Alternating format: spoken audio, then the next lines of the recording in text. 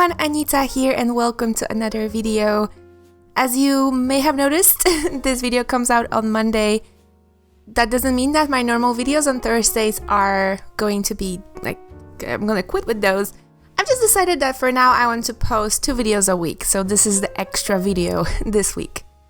So in this video I will be working on 19 paintings. Well, actually it was supposed to be 20, but we're gonna get to that story in a second. And also I will be showing you how I've painted only one of those, because my this video will not be actually about the story behind the painting or about the painting process.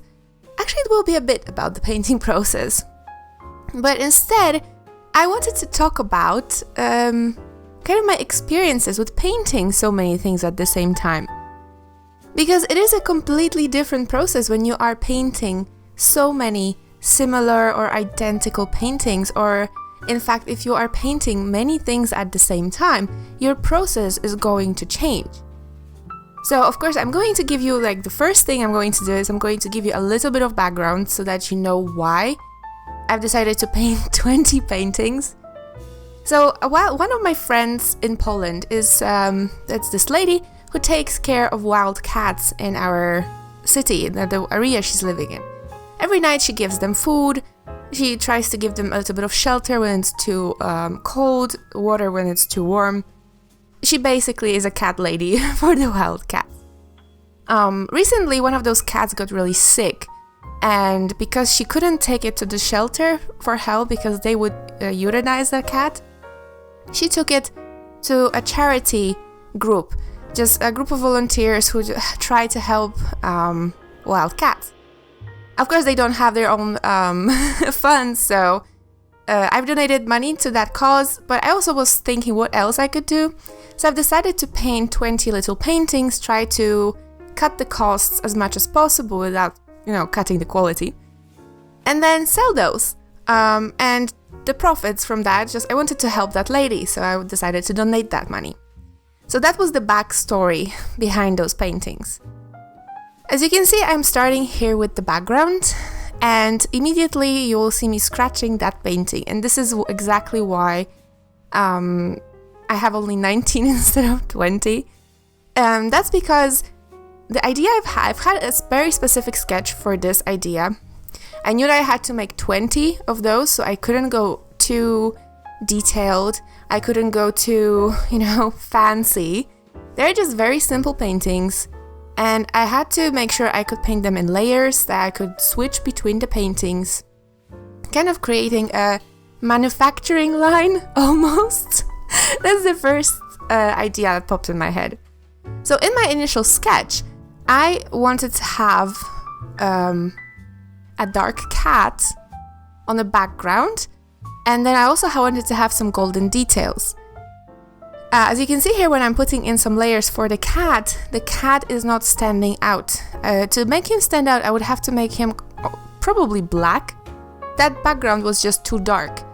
And that is kind of why it's a good idea when you have a lot of the same paintings to make.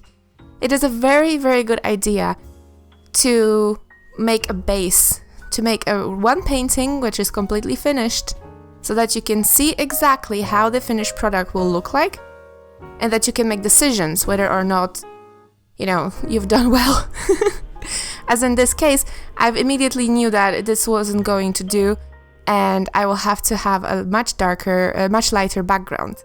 So this is what I've done. As you can see here, I'm making a much lighter background, and immediately it kind of went against my gut feeling, because I wanted to make this background much more vibrant.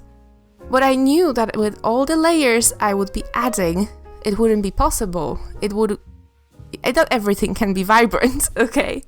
So I wanted to go for a more pastel background so that all the other elements would stand out. And this time it worked really, really nice. For some reason I'm really out of breath today. So if you guys hear me taking a lot of air, I'm really sorry for that. So as you can see here, I'm adding very, very delicate background compared to the one before. The one before was very, very vibrant. And this is another thing that this little painting here that I'm making, this one, I call it a sample. This was a sample painting, the sample of a finished product. With making the sketch for that painting, and also during this painting process, it really made me think about how many unnecessary steps I take during my creative process. An example for that. Now, you don't see me sketching here because I haven't decided to make a video for this painting until later in the process. This was supposed to be like a side project. The only reason I've decided to make the video was because I really thought it was interesting how many things I was learning about my own painting process. So when I started sketching, I made a really nice sketch that I was very happy with. I've decided, okay, I can do this times 20. Possibly my first idea was times 40, but I've decided, what, let's make 20 first. If those sell, then we can think about another 20. So I've made made a sketch that I could do times 20 in a relatively short time because I wanted to cut costs. It wasn't supposed to be a painting that would cost me, let's say, 300 euro to produce. That I'm counting towards time that it took to paint it. So I thought about it, and I wanted it to take no more than an hour per painting. That was my initial goal. So I had that sketch done, and I decided to take my light table and copy it onto a watercolor paper. And I decided to use a fine liner. At first I wanted to use just a pencil, and then come back with a fine liner. And I thought, that doesn't make any sense because that's double the step. That's just double the time I have to use to just transfer the sketch. I can easily just use a fine liner immediately and transfer, and have that done, cut my time in half. Because it would work perfectly fine as well. There is no need for that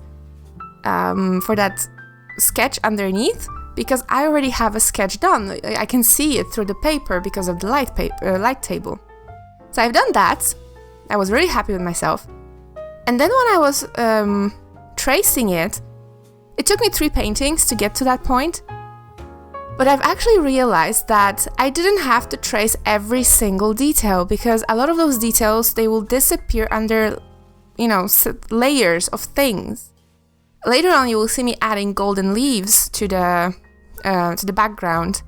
I was putting them in with fine liner first, so I was doing the same thing I initially did with the sketch. So there was another step that was completely unneeded, especially with such a simple shape as a leaf, which can be really free-handed. Okay, or if need be, and that came later, I actually put them all the leaves, all the elements with pencil first, because it kind of cut on possible mistakes. I felt like with gold that I cannot take off easily, like with watercolor. If you make a little watercolor splotch somewhere where it's not supposed to be, you can, with a little bit of elbow grease, but you can get rid of it. With the golden ink that I'm using, there is no possibility like that. So it actually, adding that little extra bit of time to make an outline for the leaves first with the pencil, it cut back on any possible wasted time when I messed up a painting and I had to repaint it again. So then it was worth it. But it really, the whole time I was thinking, how, so I'm drawing the same leaf again. What else am I doing that I could possibly, cut back? So I've decided, what, actually I didn't need a fine liner outline around the triangular background, so I got rid of that. There are some other details that I did with a fine liner, like for example here I'm adding some extra lines around some doodly lines around the fur, just to add a bit of texture. And that was in my initial sketch, but I've decided, what, it would disappear possibly under the watercolor. It's better to add it over the watercolor if it's needed, since the watercolor itself is rather dark, so in some places it might not be necessary to add the fine liner. So I would be basically adding myself work without possibly even the need for it. So I did that later. Same here with the colored pencil. You know, one might think, oh, maybe you don't really need the colored pencil texture here. But that was another thing that I was constantly weighing pros and cons. When I'm painting 20 paintings like this, I don't want it to feel like I'm just trying to make anything just to sell it. It has to have that quality, right? That quality that I require from my paintings. And so I was constantly weighing what will give me the best effect for the least possible time. So for example, yes, I could spend another half an hour probably on that for adding different shades of different colors of colored pencil like I normally do, adding a little bit of brown, a bit of blue, a bit of black, so that it kind of melts together, creates a nicer texture. But honestly, it's not necessary because you don't really see it that much. It's mostly for me. And that's really gave me I've been thinking a lot lately because of this painting about how many unnecessary steps I'm taking while painting. And it doesn't mean that I have to like cut, you know, make it faster or something. But just how many things I could get rid of my painting process, and that would make me paint, you know, more in that time. I could make more paintings, I could practice more, I could use that time for anything else. And I'm using it for steps that, you know, that are really not needed. So here I'm adding a little bit of extra color to the background. And this is also something that's not necessarily needed. But when you add colored pencil to one area of a painting, at least in my opinion, it's really nice to have it also in other areas of the painting so that it nicely ties together. The texture is similar everywhere. Unless, of course, you want something to stand out. That's a completely different discussion. In this case, I wanted everything to kind of nicely blend in together. I'm also adding just a little bit of shading to the round flowers. And that's another thing.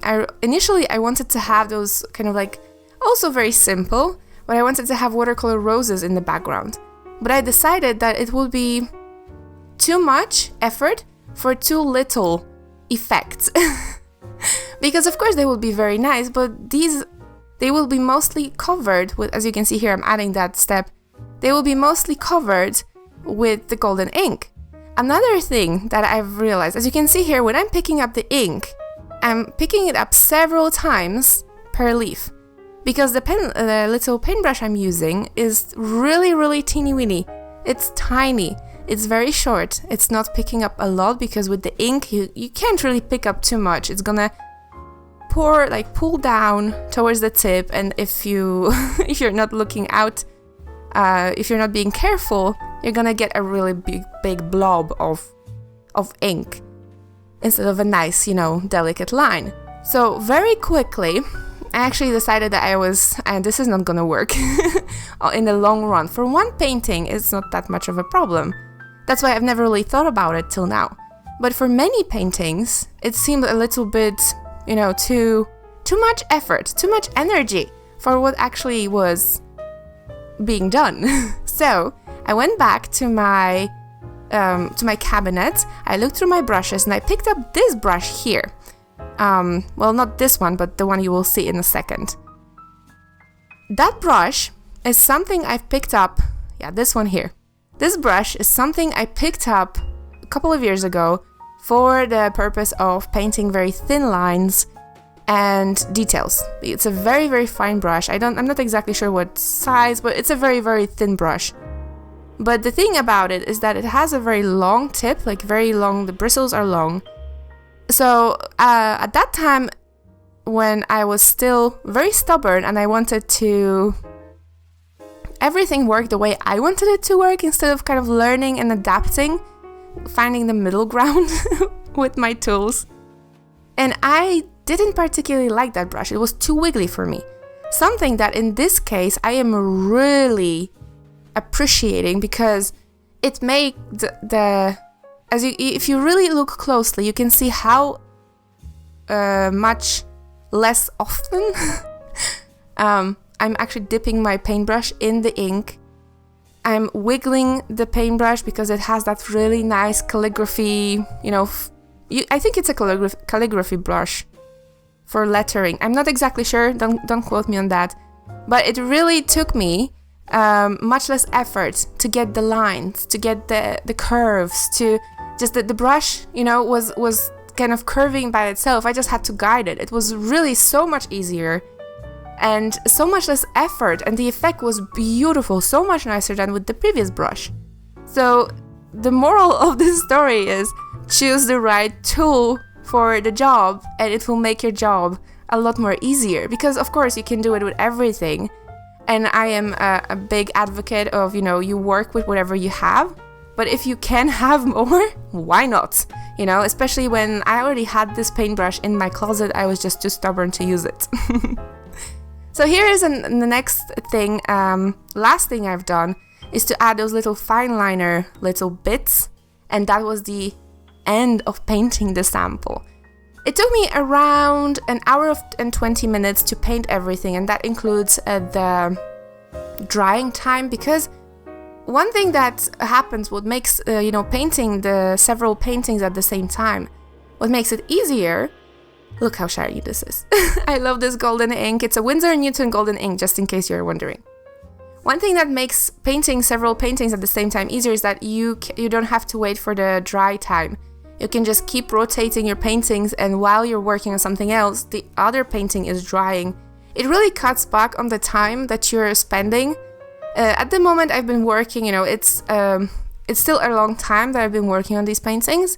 It took me about 15 hours. But if you divide it by 19, that's not so bad at all, right? So I'm really, really happy with how this turned out. And of course, if you're actually interested in purchasing one for yourself, it's kind of like a postcard painting. This painting costs €15 and it already includes the shipping costs. It can be purchased on my Etsy store. There's one already has been sold by the time I'm recording this. So there might be fewer left, but they are available. There's a link in the description if you are interested. And yeah, that's it, guys. That's it for today. I hope you've enjoyed this little video. I hope I haven't been boring you out. It was just such an eye-opener to have so many different changes made to my painting process just with this one little experiment that I didn't even think of or foresee. It was a very unexpected, you know, plus for my creativity, I suppose. Have you guys ever had experiences like that? Have you ever painted this many paintings at the same time? I've done this in the past, and but this thing was something completely different, so I'm really interested. Let me know in the comments below. And also don't forget to like this video if you haven't already. And if you would like to see more videos like that, then please subscribe. And yeah, thank you so much for being here, guys. Thank you so much for watching, and I will see you in the next video. Bye!